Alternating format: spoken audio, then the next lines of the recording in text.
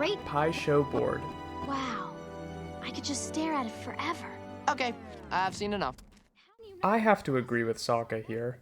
Pai Sho's a great game. It's beautiful, symbolic, and relevant to the story, but with such an expansive and detailed world, there has to be more than just one board game in Avatar, right? Well, there sure is. Uncle, do you realize what this means?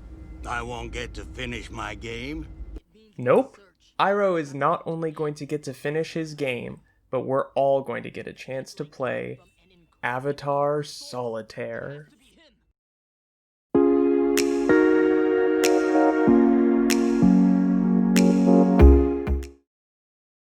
Okay, first off, Airbender Solitaire or Avataire are terrible names.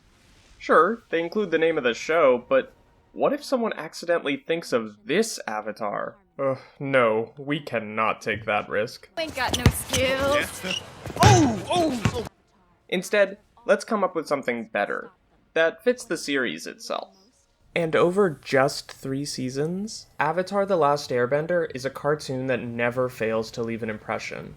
It's beloved by fans and creators alike. But there is one part of the show that didn't leave much of an impression at all, and that's these.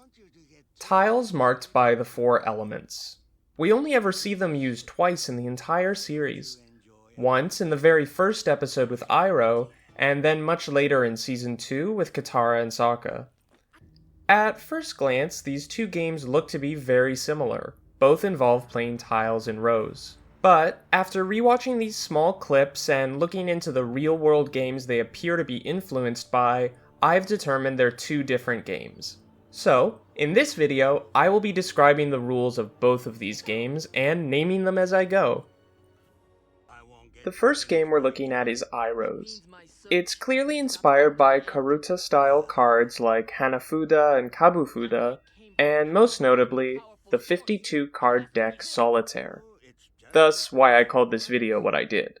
But there are a few differences between this game and the most well-known rules for Solitaire. Speaking of, raise your hand if you need a refresher on Solitaire, or if you're like me and never knew how to play it to begin with. Basically, you're trying to take a shuffled 52-card deck and rearrange it into 4 new decks organized by suit and in sequence from ace to king. But how you go about this changes from version to version and even country to country. Some versions don't even require stacks to be in the same suit. Where Iroh's game differs greatly is he has a deck of only 16 or 20 tiles. And the tiles aren't numbered, they only have small markings on the top corner of each, indicating the previous element in the Avatar cycle. Thus, what we see here can't be just a reskinned Solitaire. So I've created an alternate set of rules based on these tiles, the layout, and that combines a few different versions of Solitaire.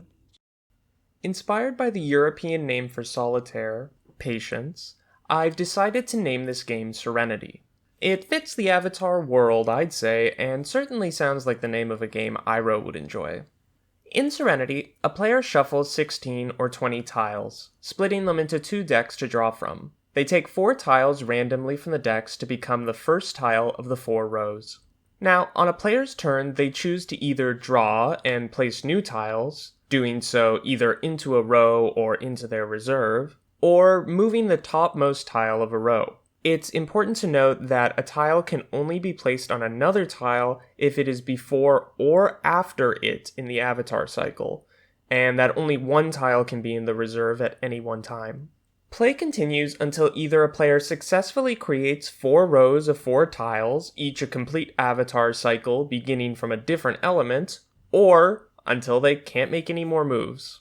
Just like Solitaire, Serenity is a quick game, using basic planning and requiring players to think ahead to avoid being forced into a position where they can't make any more moves. In Katara and Sokka's game, what we see is very different from Serenity. There are still decks to draw tiles, and these are still played in rows, but instead of placing in the order of the Avatar cycle, Katara and Sokka look to be matching elements. After rewatching this small clip, I feel as though a game created from this could be made using inspirations from Gin Rummy, Go Fish, and mostly from the Italian card game Scopa. I've chosen to name this game Hoki, inspired directly from Scopa, as they are the Japanese and Italian words for broom, respectively. In Hoki, players play tiles in turn order from their hand, trying to place a total of 10 across 4 rows. Each row can only house one element, and players add tiles to their starting hand of 4 by drawing from a deck or swapping tiles from a shared pool. In order to swap a tile, they must be able to place down one with the next element in the avatar cycle. For example, if I want to pick up an air tile, I must be able to swap it with a water tile from my hand.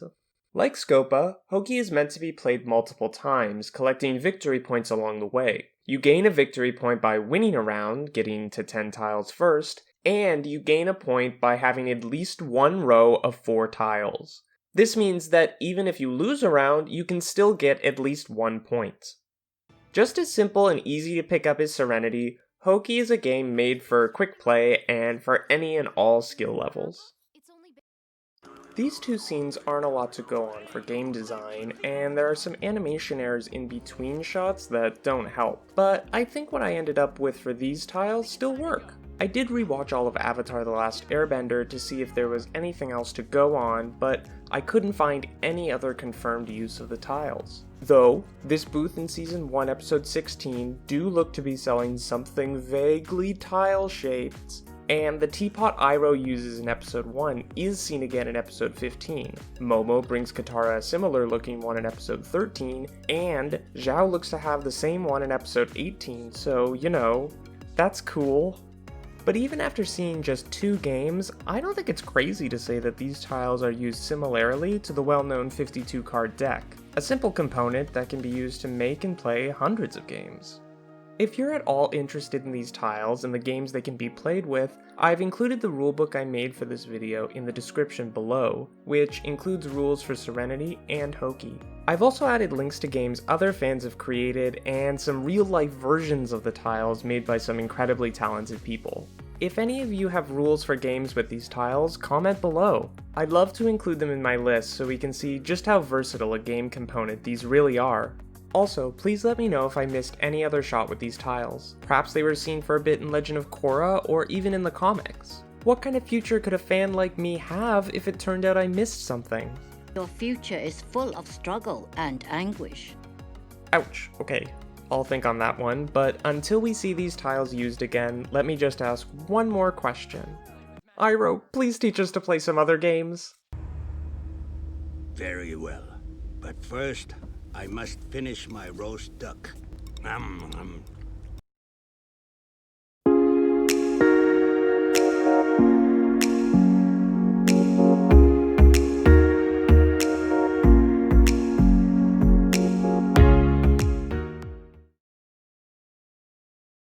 Yeah, let's break some rules!